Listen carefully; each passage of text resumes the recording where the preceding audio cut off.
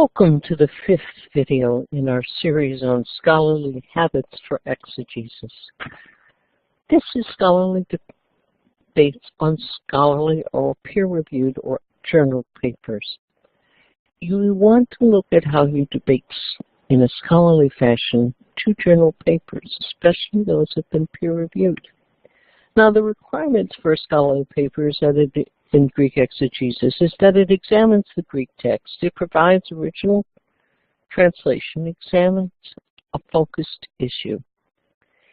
It can be based on observations or questions grouping regarding words, verses in a text, or regarding the use of a concept. Perhaps it's leadership, perhaps it's something else. And prior to reading the scholarly papers, be familiar with the observation question pair the scholarly paper picks up in the text. Read the original source and then look at the papers.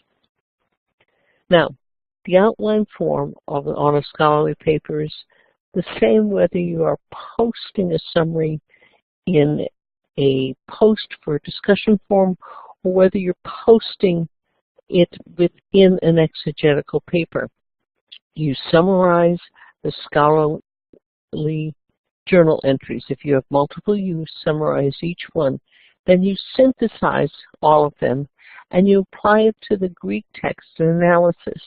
And you determine what those additional inputs mean for your interpretive question and answer, and determine its impact on the theology of the passage. You know, what's different between the post and a paper is simply the length. Our posts help us practice the paper.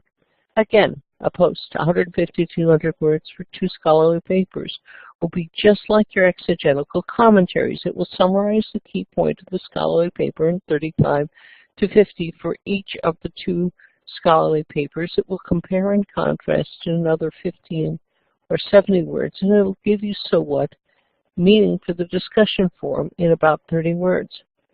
The exegetical paper that compares and contrasts the viewpoints of a few scholarly papers, and again, you will be needing to do 3 scholarly papers for your exegetical research paper.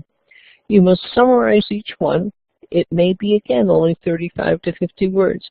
Then you synthesize, provide what's the comparison, contrast, and the major point, and then determine what it means for your question or theological issue you've chosen.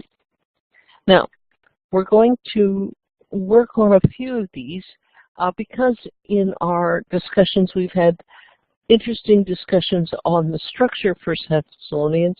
I've pulled out 6 papers that look at Thessalonian structures. We will be discussing this perhaps in week 6 as we pick up scholarly papers. Perhaps it will just be a video presentation if we decide to stay focused on our 1 Thessalonians 2, 1 through 16. So please take a look at the video that's linked to this or the discussion papers that will be linked later. These papers may be interesting for you because they actually try to provide alternate mechanisms for Thessalonian structure. So look for these papers, and later in the course, look for my